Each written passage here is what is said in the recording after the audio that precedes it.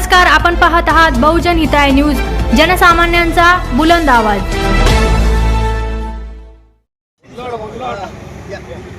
या चला चला या दादा या तुमचा आशीर्वाद भेटला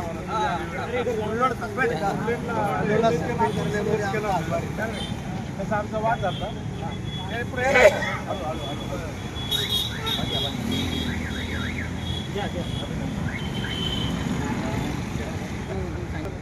नंबर आहे ना, मिस कॉल मारतो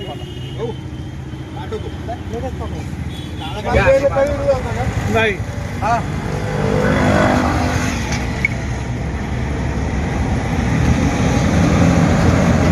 डॉक्टर बाबासाहेब आंबेडकरांचा विजय असो। डॉक्टर बाबासाहेब आंबेडकरांचा विजय असो। छत्रपती शिवाजी महाराज की जय। लोकशाही अण्णाभाऊ साठ्यांचा विजय असो। महात्मा फुलेंचा विजय असो। भीमटोला सामाजिक संघटनेचा विजय असो। भीमटोला सामाजिक संघटनेचा विजय असो। कायद्याच्या चौकटीतून एकच टोला, भीमटोला भीमटोला। कायद्याच्या चौकटीतून एकच टोला, भीमटोला भीमटोला।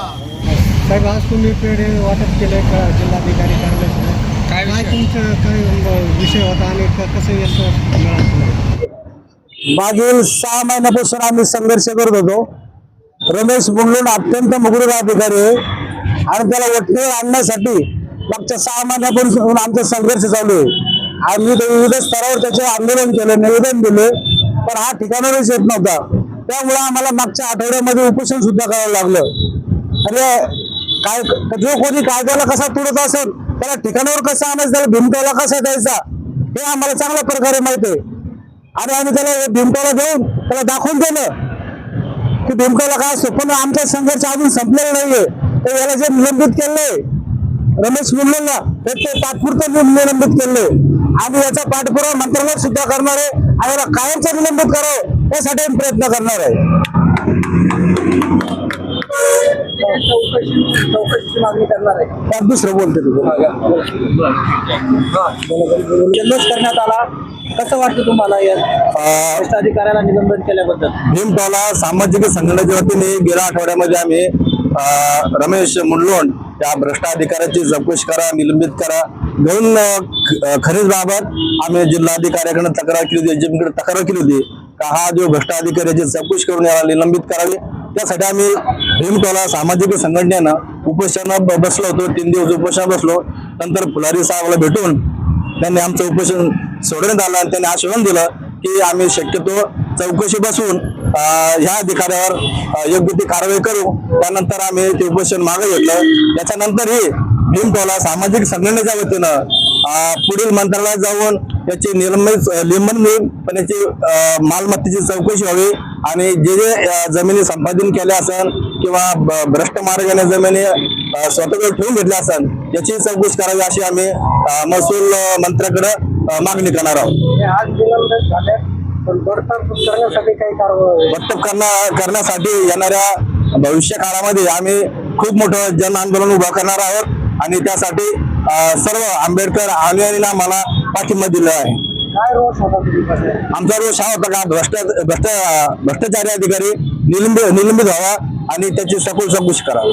आपण सगळ्यांनी जेव्हा वर्तमानपत्र उघडलं असेल तेव्हा एक बातमी आपण सर्व पत्रकार बंधूंनी वाचलीच असेल, कारण किंबहुना तुमच्यापासूनच ती बातमी आमच्यापर्यंत आलेली होती। आज या ठिकाणी आम्ही पेढे वाटून आनंद साजरा करतोय। त्याला कारण महत्त्वाचं आहे, कारण गेली 6 महिने भीमटोला संघटना या रमेश मुंडलोड तहसीलदार आहेत त्यांच्या विरोधामध्ये तक्रार केली होती। त्याचबरोबर या ठिकाणी आम्ही उपोषणाला सुद्धा बसलेलो होतो।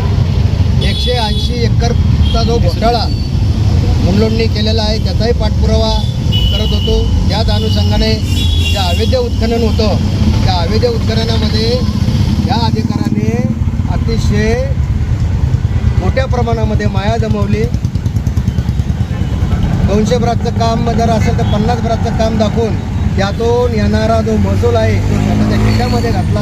हा आमचा असा आरोप नाही, तर किंबहुना आम्ही त्याचं तुम्हाला या ठिकाणी दाखवूनही देऊ शकतो। म्हणजे हा अधिकारी करायचा काय, तर एकाला अंगाशी आणि दुसऱ्याला अंगाशी धरायचा आणि जे जवळचे माणसं आहेत त्यांना त्यातून सूट देत होता आणि गोरगरिबांच्या खिशातून पैसे कसे आपल्या खिशामध्ये येतील हे प्रकर्षानं तो पाहत होता. आणि म्हणूनच गेल्या 6 महिन्यापासून भीमटोला संघटना या ठिकाणी कार्यरत होते आणि त्याच्या विरोधामध्ये वेळोवेळी आंदोलन केले, निवेदनं दिले आणि त्याची दखल उपाधिकारी साहेबांनी घेतली आणि त्यांचं काल निलंबन झालं. फक्त निलंबन करता थांबू नये शासनाने, तर यांना पूर्णपणे सेवेतून बडतर्फ करावं. यांचे अवैध जे मालमत्ता जमा केलेली त्याची चौकशी करावी अशी एक विनंती आम्ही या पुढच्या निवेदनामध्ये करणार आहोत आणि त्यांची चौकशी झालीच पाहिजे असं आम्ही या ठिकाणी ठामपणे सांगू इच्छितो. मनस्वी आनंद होत आहे की अशा मगरुरी आणि भ्रष्टाचार अधिकाऱ्याला निलंबित केलं. बाबतीच्या आम्ही त्याच्या विरोधात तक्रारी दिल्या. 10 जणांकडून चलन भरून घेतो, 50 लोकांना सोडून देतो. हे काय त्याचे नातेवाईक आहे का? आणि आम्हाला धमक्या देतोय की तुम्ही ब्लॅकमेलर आहात, तुमच्यावर खंडणीचा गुन्हा दाखल करू. अरे खरा चोर तर हाय, खरा भ्रष्टाचारी हाय, हा बदमाश आहे. आणि आम्ही आता शांत नाही बसणार. येणाऱ्या हिवाळी अधिवेशनात विरोधी पक्ष नेता त्याचा मुद्दा उचलून त्याची आतापर्यंत जेवढी बी अवैधरित्या मालमत्ता जमवलेली आहे त्याची ईडी मार्फत चौकशी लावू. अन्यथा आम्ही अन्नत्याग आंदोलन आझाद मैदान मंत्रालयासमोर करणार आहोत आणि मुल्लोड सारखे मगरुरी अधिकारी भ्रष्टाचार करणार नाही याची शासनाला दखल घ्यायला लावू. भीमटोला सामाजिक संघटनेचा सुनील अवचरमल.